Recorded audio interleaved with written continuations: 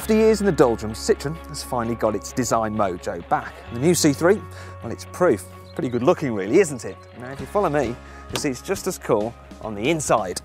As you can see, it's all very avant-garde in here. Now, I've got the top spec model here, which has got all the bells and whistles, and you don't get satin effect on the steering wheel and some other stuff on all cars. However, they all do get a nice metal effect on the dash here and soft touch materials on the top, which feels very high quality. Also, I like this particular feature. It's an inbuilt air freshener, which kind of pumps out nice, fragrant air through the ventilation system. It's handy if you've got kids, no doubt.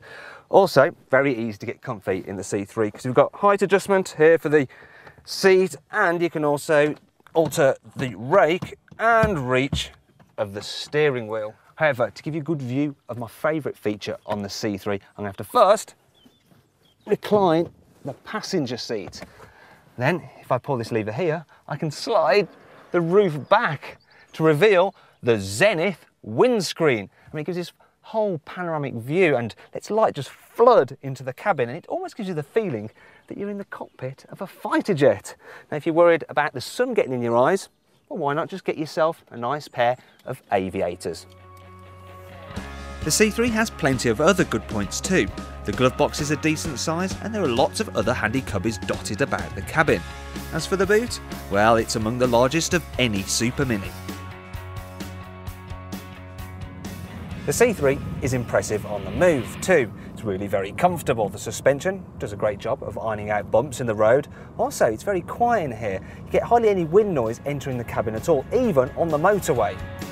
This means the Citroen is great for long journeys, but not everything about this little French car is good. It does have some downsides.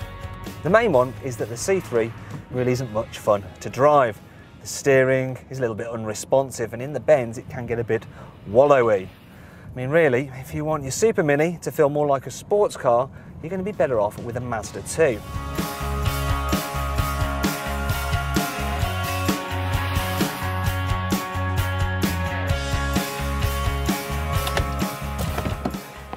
Another bad point about the C3 is that here in the back, it's just a little bit tight.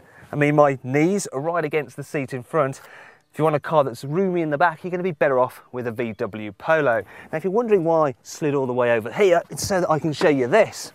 The fact that the rear seats don't fold down completely flat, which can be a bit of a pain if you want to carry large loads about.